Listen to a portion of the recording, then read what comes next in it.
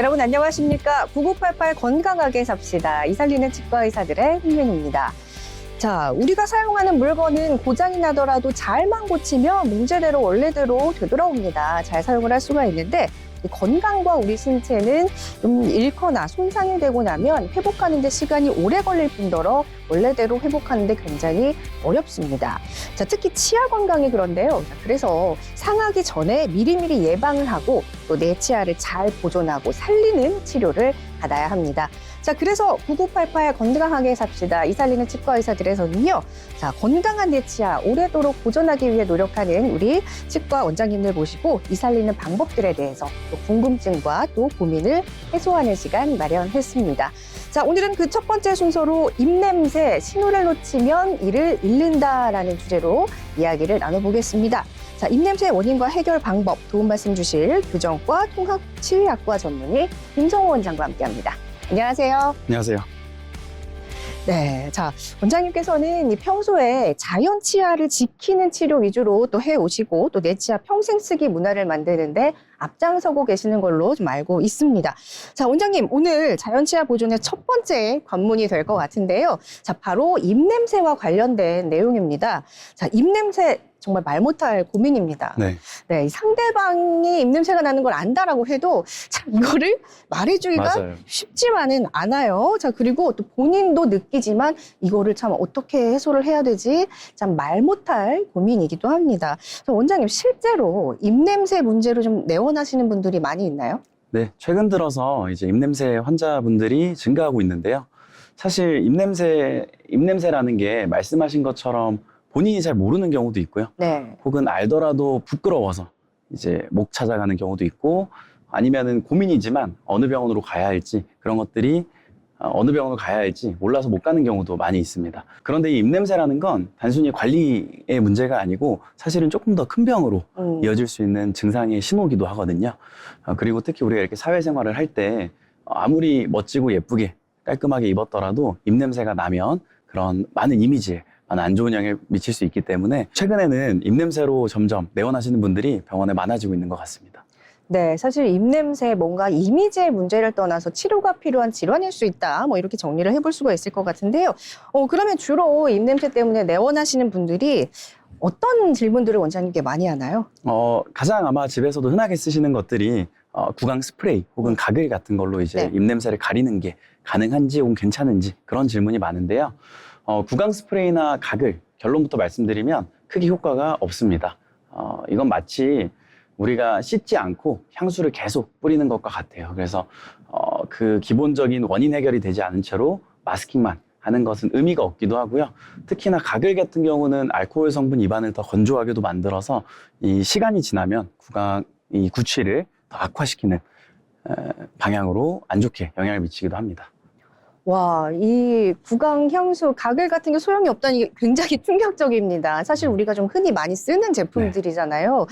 와, 입냄새 도대체 원인이 뭐길래 이런 것들이 효과가 없는지 좀 알아봐야 될 것 같아요. 자, 원장님, 입냄새란 무엇이고 정확하게 원인이 뭔가요? 그 입냄새는 기본적으로 결국 뭔가 어딘가 문제가 있는 거예요. 우리가 뭐 음식물 쓰레기에서 안 좋은 냄새가 나듯이 뭔가 이렇게 안 좋은 향이 날 때는 항상 문제가 있습니다. 그래서 쉽게 생각하면 입 안에서 세균들이 뭔가 활동을 하고 있다라는 게 입냄새에 많이 가깝고요. 간혹 입안 외에 이런 위장관 문제로도 입냄새가 나시는 분들이 물론 있습니다. 하지만 대부분 80%, 90%의 경우에는 입 안에 원인으로 문제가 있는 경우들이 많고 또 그 중에서도 치아 잇몸 쪽이 절반, 또 혀 문제가 절반 해서 구취가 나는 경우는 1차적으로 치과 쪽에서 검진을 받아보시는 게 가장 우선이다 할 수 있겠습니다. 네, 자, 입냄새의 원인에 대해서 좀 이렇게 자세하게 말씀을 해주셨는데 사실 입냄새 우리가 할 때 그냥 단순히 냄새가 난다 그런 걸로 좀 느낌으로 알 수가 있는데 사실 그게 아니라 구강에 정말 문제가 있어서 입냄새가 난다 이렇게 어떻게 알 수가 있나요? 사실 똑같은 구취라고 해도 이제 병적 구취와 생리적 구취를 우리가 좀 나눠서 생각을 해야 됩니다. 네. 생리적 구취라고 하면 우리가 뭐 예를 들면 마늘을 먹었을 때 예. 혹은 아침에 일어났을 때 혹은 뭐 여성분들은 호르몬 변화에 의해서 자연스럽게 나는 구취예요. 그래서 이런 것들은 문제가 있다고 하기 어렵고 사실 뭐 저도 그렇고 누구나 그런 구취는 당연히 날 수 있습니다. 하지만 문제가 되는 거는 병적 구취인데요. 병적 구취라고 하면 방금 말씀드린 그런 영향들 없이 평소에도 구취가 좀 지속되고 우리가 이를 닦거나 관리를 함에도 안 좋은 악취들이 계속 입안에서 나는 상태를 의미하고요. 이 병적 구취를 아까 말씀드렸듯이 내가 맡기가 어려운 경우도 있고 또 남이 맡더라도 얘기해 주기가 좀 어려운 경우들이 있으니 단순히 난다 이렇게 난다 안 난다의 고민보다도 내가 좀 고민이 되거나 주변에서 얘기를 한 경우에는 치과에 오셔서 객관적인 장비로서 구취 측정기란 장비로 측정을 해보시는 게 가장 좋겠습니다. 네, 또 구취 측정기가 어떻게 생겼는지 지금 그림 나오고 있네요, 화면에. 구취 측정기는 환자분이 이제 빨대에 본인의 이 호흡을 불어 넣음으로써 기계가 정확한 악취를 측정해주는 장비인데요. 구취를 유발하는 대표적인 악취 기체는 황화수소랑 메틸머캅탄 예. 이 두 가지 악취가 가장 대표적입니다. 그래서 황화수소 같은 경우에는 우리가 흔히 계란 썩은 냄새가 난다라고 표현을 많이 하고 좀 관리가 좀 부족하거나 질환의 초기 단계에 조금 더 보편적으로 많이 나타나는 구취의 기체고요. 메틸머캅탄 같은 경우에는 좀 더 상황이 안 좋고 진행된 상태라고 보시면 되겠습니다. 썩은 양배추 냄새로서 냄새도 조금 더 고약해지고요. 예. 이런 메틸머캅탄 수치가 구취 측정기에 검사가 되었을 경우에는 예. 좀 질병이 좀 액티브하게 진행되고 있구나, 좀 치료가 필요하겠구나 이런 식으로 판단할 수 있습니다. 네, 단순하게 그냥 냄새가 난다 안 난다가 아니라 구취를 측정을 해서 어떤 성분 때문에 냄새가 나는지 이게 정말 병적 구취인지 치료가 필요한지 좀 확인해 볼 필요가 있을 것 같습니다. 자, 입냄새 진단 방법에 대해서 알아봤고요. 자, 그러면 이제 어떻게 관리를 하고 치료를 받아야 하는지 알아봐야 될 것 같습니다. 우리가 흔히 입냄새가 난다. 그럼 많은 분들이 양치 조금 열심히 하면 되고 혀도 열심히 닦으면 되겠지. 네. 좀 이렇게 많이 생각을 하시잖아요. 이 네. 방법이 좀 효과가 있나요? 기본적으로 단순한 입냄새의 경우에는 말씀하신 방법들로도 충분히 개선이 가능은 합니다. 그래서 우리가 뭐 양치 잘 해주고 혀를 닦으면서 관리를 해주고 또 물을 많이 마시면서 좀 입안도 덜 건조하게 해주는 이런 행동 습관 관리만으로도 단순 입냄새는 충분히 좋아질 수 있습니다.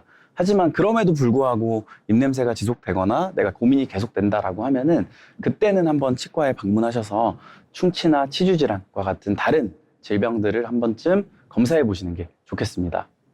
네, 자, 치주 질환인지 검사해 볼 필요가 있다라고 하셨는데 일단은 뭐 단순 입냄새의 경우를 생각을 해볼게요. 자, 양치질로 올바른 양치질을 하면 된다 이렇게 좀 판단을 해볼 수 있을 것 같은데 우리가 흔히 아는 방법 뭐 위아래로 깨끗이 뭐 식후에 3분 이내 3분 동안 열심히 이렇게 하면 될까요? 네. 사실 양치라는 게 우리가 설거지하는 과정이랑 네. 되게 비슷하고요. 정성스럽게 꼼꼼히만 잘 해줘도 많은 문제들을 예방할 수 있는 좋은 구강 관리 방법입니다. 다만 양치질이 잘 안 됐을 경우에는 반대로 충치나 잇몸 질환처럼 이런 질병으로도 바로 연결될 수 있기 때문에 양치질이 정말 중요한데요. 지금 보시는 사진은 양치질을 환자분께서 마치신 후의 사진인데 양치질 후에도 이 특수약품을 이용해서 형광 장비를 사용해서 이렇게 사진을 보게 되면 저렇게 붉게 표시된 부위들은 전부 세균이 있는 부위입니다. 어떤 위치들이 붉은지를 좀 살펴보면 이 치아하고 잇몸에 있는 경계 부위 혹은 치아와 치아 사이에 있는 틈새 이런 부분이 이제 주로 문제가 됩니다. 칫솔로 열심히 닦는다고 닦아도 이 세균들이 좋아하는 저 틈새 부위는 이솔질로 잘 안 닦이는 경우들이 많고요. 그렇기 때문에 양치질을 단순히 하루에 몇 번 한다, 그냥 한다는 행위가 중요한 게 아니라 꼼꼼히 틈새까지도 세균들을 정확하게 제거해 주는 것이 중요합니다. 그래서 일반 칫솔로는 사실 이런 저런 부위까지 관리가 어려울 수 있거든요. 그래서 네네. 우리가 흔히 뭐 장비빨이라는 표현도 쓰듯이 구강용품도 여러 가지 용품들을 동반해서 사용하면 관리를 조금 더 용이하게 할 수 있습니다. 왼쪽 사진에 보이시는 것처럼 특수한 두 줄 모 형태의 칫솔을 사용하게 되면 치아와 잇몸 사이에 그 잇몸 쪽을 조금 더 잘 닦으실 수 있고요. 왼쪽에 보이는 치간 칫솔이라는 장비는 치아와 치아 사이의 틈을 좀 더 잘 닦을 수 있도록 고안된 칫솔이니까 칫솔을 집에 갖고 계시는 그 하나의 칫솔로만 다 닦으려고 굳이 하지 마시고 장비들을 좀 같이 용품들을 같이 사용해 줌으로써 더 많은 더 좋은 구강 관리를 꼼꼼하게 해주실 수 있습니다. 네, 좀 충격적입니다. 분명히 양치를 꼼꼼히 하셨을 텐데 또 측정을 하고 보니까 좀 세균이 이렇게 아직 닦이지 않은 부분이 이렇게 빨갛게 표시가 되어 있었습니다. 자, 그리고 특수 칫솔을 이용해서 조금 더 꼼꼼한 양치가 필요하다 이렇게 이야기를 해주셨습니다. 자, 그리고 앞서 입냄새의 원인에 대해서 이야기를 해주실 때 저 구강 문제의 50%는 혀의 문제다 이 이야기도 좀 언급을 해주셨거든요. 자, 그러면 이 혀만 꼼꼼히 잘 닦아도 되는 건가요? 기본적으로는 혀에 문제가 있는 사람들이 훨씬 많긴 합니다. 똑같이 50대 50의 비율이지만 충치나 잇몸질환까지 가시는 분들보다 1차적으로는 혀에서 먼저 백태나 이런 것들이 많이 나타나기 때문인데요. 그래서 입냄새가 난다 그러면 가장 많은 분들이 먼저 해보시는 것들이 혀 클리너라고 네. 불리는 장비를 써보는 것일 텐데요. 실제로 혀에 있는 이 백태만 없애줘도 많은 입냄새가 개선되는 것을 느끼실 수 있습니다. 네. 혀를 닦아주실 때는 이제 가장 문제가 많이 되는 부위는 혀에서 이 뒤쪽 부분인데요. 네. 여기 사진을 보시면 혀가 전체적으로 붉죠. 네. 아까 보신 장비를 이용해서 붉은 부위가 세균이 있는 부위가 붉게 보이게 한 와, 사진인데요. 혀에 저렇게 세균이 많다는 소린가요? 네, 저렇게 많이 있기도 하고요. 예. 특히 그 붉은 부위가 혀의 앞쪽보다는 저희 뒤쪽에 집중된 것을 볼 수 있는데 미뢰라고 하는 네. 우리가 맛을 느끼는 그 조직이 혀 뒤쪽에 있는 미뢰 조직이 형태가 세균들이 좀 살기 좋은 형태로 생겼습니다. 네. 그러다 보니까 저 부위에 음식물도 많이 끼고 세균도 많이 번식하는 것을 볼 수 있는데요. 그래서 혀를 닦아주실 때는 혀 뒤쪽을 잘 닦아주시는 게 좋고 아마 처음에 하시다 보면 구역질도 좀 나고 하실 텐데 천천히 앞쪽부터 좀 적응해 나가시거나 아니면 혀 끝을 좀 잡고 혀를 뒤쪽을 닦아주시는 여러 가지 방법들을 사용해서 해주시면 조금 더 닦는 데 도움이 되실 겁니다. 네. 그냥 아마 닦던 칫솔로 그냥 이렇게 많이 닦으실 거예요. 저도 가끔 그래요. 네, 저도 사실은 가끔 그러기도 하는데 예. 정확히는 혀 클리너를 써주는 게 좋고요. 네. 이 혀는 치아는 단단한 조직인데 예. 혀는 사실 살이잖아요. 그래서 이런 칫솔로 닦는 것들이 혀에 상처를 줄 수도 있고 오. 아까 얘기한 미뢰 조직을 오히려 손상시켜서 거기에 더 잘 끼게 하는 악순환에 생길 수도 있습니다. 그래서 네, 몰랐던 사실입니다. 네, 예. 그래서 칫솔로 닦게 되면은 혀에 백태가 더 많이 끼면서 이런 국치가 더 악화될 수도 있으니까 별도의 혀 클리너를 사용하시는 게 좋고 혀 클리너는 지금 영상에서 나가는 것처럼 이렇게 좀 혀 미뢰에 자극이 안 가게 좀 부드러운 돌기를 가지고 있고 혀 뒤쪽까지도 잘 닦을 수 있는 형태의 클리너를 사용해 주시면 가장 좋겠습니다. 네. 자, 이렇게 혀에도, 자, 닦아도 혀도 세균이 많이 있다라는 사실에 조금 굉장히 놀랍습니다. 그리고 혀 클리너로 꼭 닦아줘야 된다라는 거, 오히려 칫솔은 손상이 될 수 있다. 자, 이런 부분까지 좀 전해드렸습니다. 자, 이렇게 이도 꼼꼼하게 닦고 혀도 꼼꼼하게 닦더라도 입냄새가 나고 또 난다. 자, 그런 분들은 이제 치과에 가서 치료를 받아야 되는 거죠, 원장님? 네, 맞습니다. 이게 본인이 스스로 관리를 함에도 입냄새가 계속 난다는 거는 분명히 뭔가 문제가 있기 때문인 경우가 많고요. 그때는 병원에 한번 방문을 하셔서 아까 말씀드렸던 그런 구치 측정기 장비로서 객관적인 수치도 좀 확인해 보시고 문제가 있다면 처치도 받아보시는 게 좋습니다. 대표적인 문제들은 이제 충치 혹은 치주 질환, 잇몸 질환이 될 텐데요. 충치 같은 경우는 본인이 직접적인 통증을 느끼시는 경우가 많기 때문에 사실 입냄새까지 이어지기 전에 충치의 증상으로 이미 병원에 내원하시는 경우가 많습니다. 다만 우리가 잇몸 질환의 경우에는 조용한 질병이라고도 하는데요. 이게 증상이 없이 조용히 계속 단계별로 진행이 되다 보니까 본인이 알지 못하는 사이에 치아를 상실하거나 혹은 입냄새가 심해지는 경우들이 되게 많아서 이때는 꼭 치과적인 검진이나 처치가 필요합니다. 네.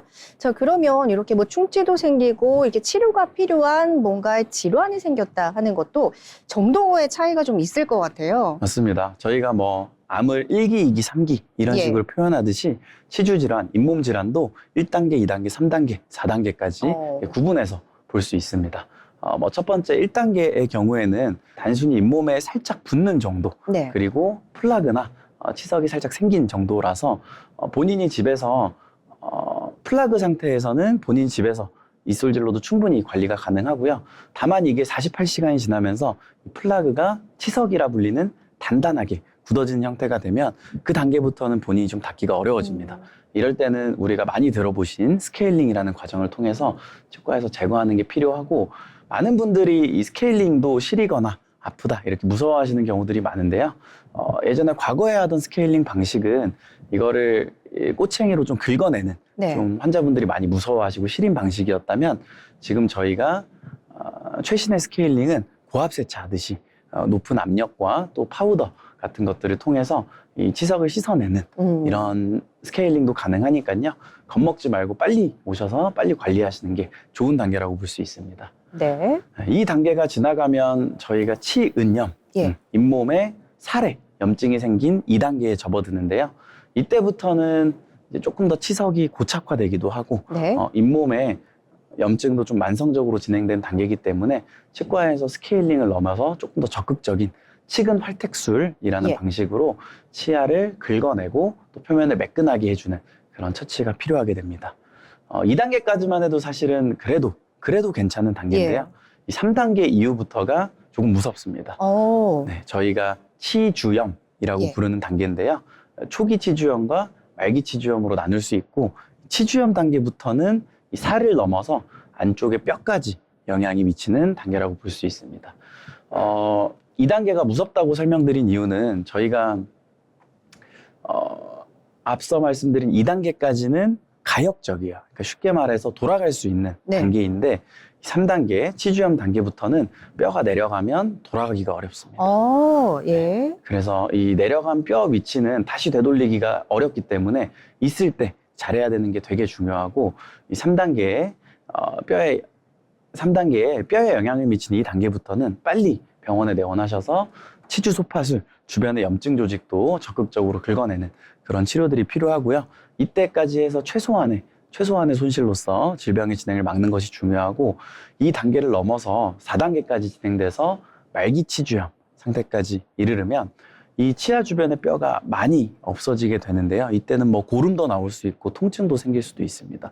무엇보다 중요한 건 이 없어진 뼈가 돌아오지 않기 때문에 예. 치아가 흔들리거나 이제 뽑게 되는 그런 단계까지 넘어가기 때문에 굉장히 주의하셔야 된다고 볼 수 있습니다.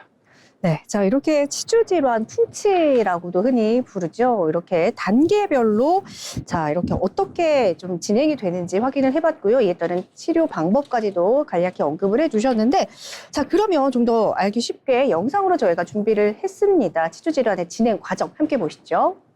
네, 저희가 치주 질환, 풍치라고도 부르는 질환인데요. 먼저 1단계에서는 영상에 보시는 것처럼 흰 플라그가 치아 주변에 껴 있지만 이게 48시간이 지나면서 점차 단단한 치석으로 바뀌게 됩니다.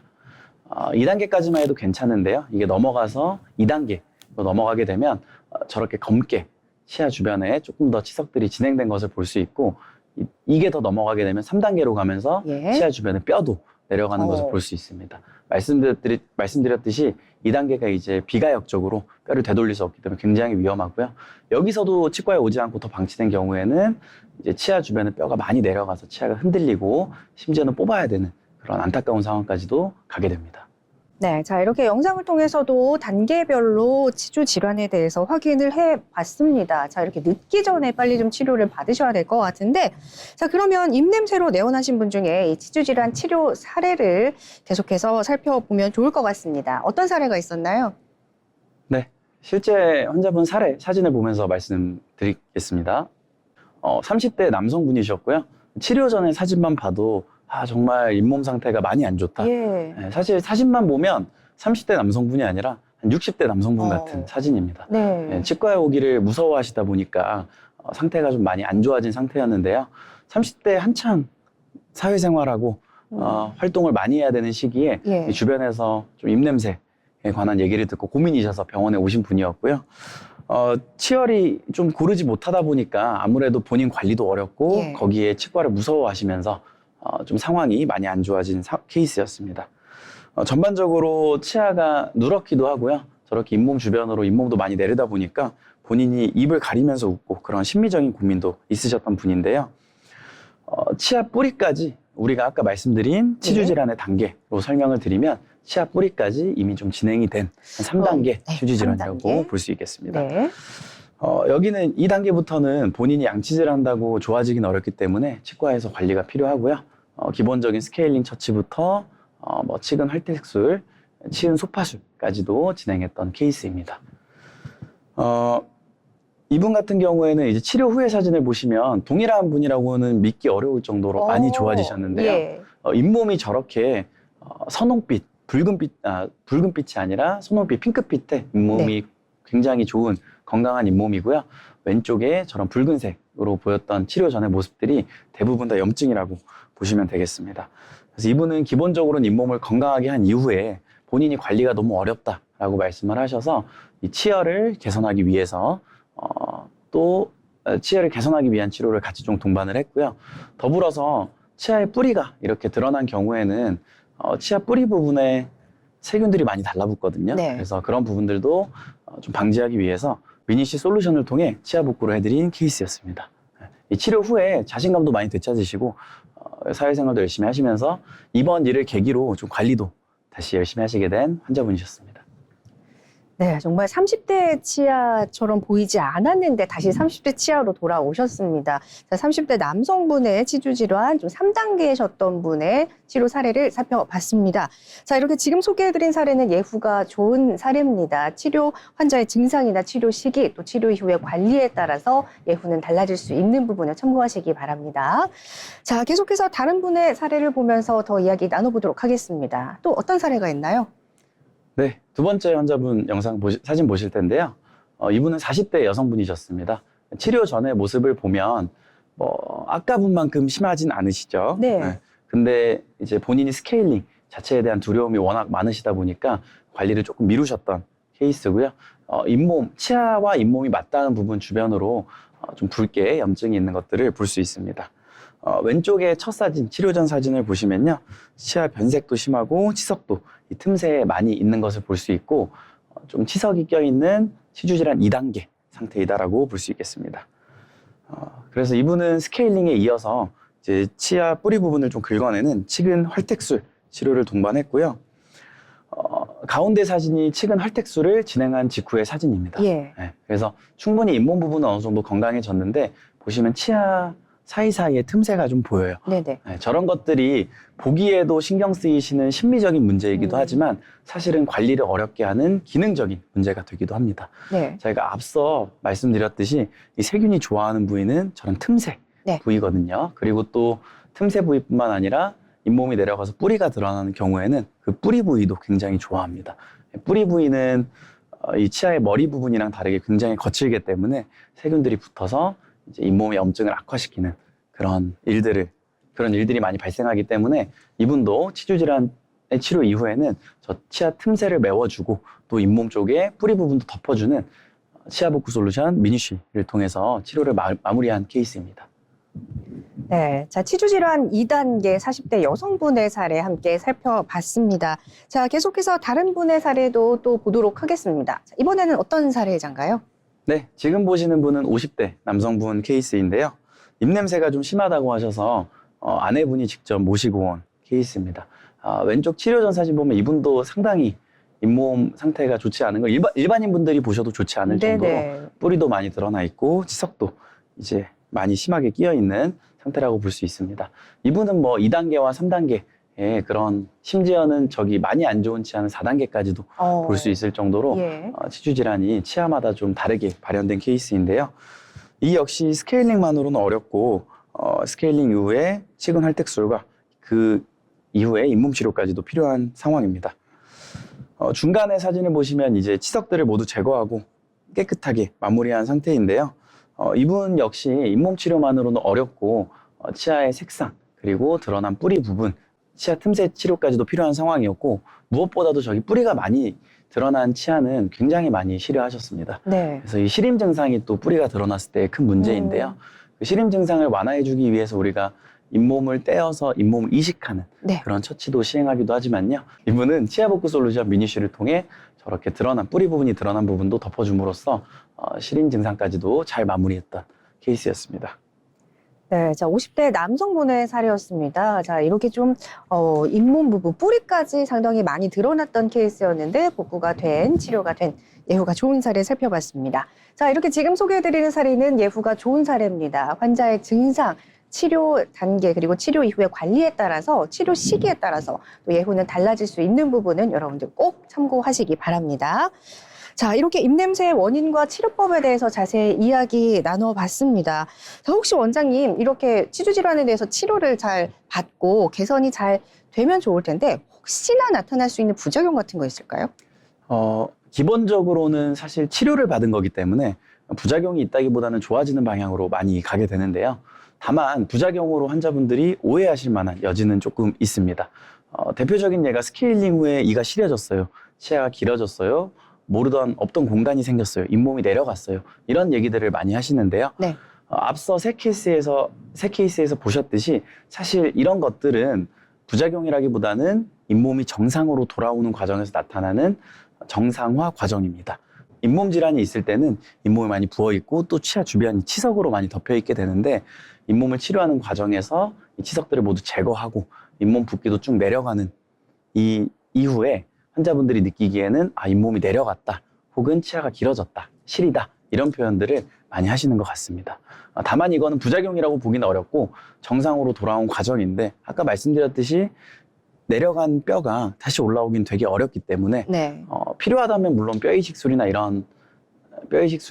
잇몸 이식술과 같은 치료를 동반할 수도 있겠지만 그 외에도 미니쉬와 같은 솔루션으로서도 치아의 그런 시림 증상과 보여지는 부분들을 개선할 수 있습니다. 네, 자, 이렇게 나타날 수 있는 부작용이나 주의사항까지 함께 들어봤습니다. 자, 이렇게 입냄새가 심해지고 치주 질환이 심해지기 전에 사실 예방을 하면 더욱더 좋을 것 같은데요, 원장님. 예방 방법이 있을까요? 흔히 많이 알고 계시는 게 333 양치질법인데요. 하루 3번, 식후 3분 이내에 3분 동안 양치질 해달라고 하는 그런 캠페인입니다. 네. 하지만 이건 이제 과거에 이제 양치질을 조금 독려하기 위한 캠페인이었을 뿐이지 사실 하루 3번도 꼭 고집할 필요는 없거든요. 예. 하루 3번보다도 한 번이라도 제대로 잘 닦아준다면 큰 문제가 생기지는 않고 그 중에서도 가장 중요한 건 자기 전이라고 볼 수 있습니다. 우리가 아침에 일어났을 때 입냄새가 많이 나는 이유도 결국 이 자는 동안에 침 분비도 줄어들고 네. 세균 활동이 왕성해지기 때문에 그런데요. 낮에는 우리가 이렇게 말도 하고 밥도 먹고 하면서 이 입안에서 스스로 자정작용들이 많이 일어납니다. 네. 그래서 침도 많이 나오고 하면서 이런 세균의 활동을 많이 억제해 주는데요. 이 자는 동안에는 침 분비도 줄어들고 그리고 입도 다물고 있고 하기 때문에 이때가 가장 이런 질병들이 많이 생기는 시간이고 그렇기 때문에 자기 전에 이를 잘 닦아주시는 것들이 많은 질병들을 예방하는 데 도움이 됩니다. 네, 자주 관리를 잘 받아야 큰 병을 막을 수 있다로 정리를 해보면 될 것 같습니다. 자, 이렇게 오늘은 김성우 원장과 함께 입냄새 신호를 놓치면 이를 잃는다라는 주제로 함께 이야기 나눠봤습니다. 원장님, 말씀 고맙습니다. 네, 감사합니다. 네, 건강 장수를 위한 첫 번째 조건이 바로 치아 건강입니다. 자, 입냄새 정말 작은 문제 같지만 심하면 치아를 잃을 수도 있는 질환이니만큼 여러분 구강 관리 잘하시고 정기적인 검진 받으셔서 건강 관리, 구강 건강 유지하시기 바라겠습니다. 저희는 다음 시간에도 건강한 정보 가지고 다시 찾아뵙겠습니다. 시청해 주셔서 고맙습니다.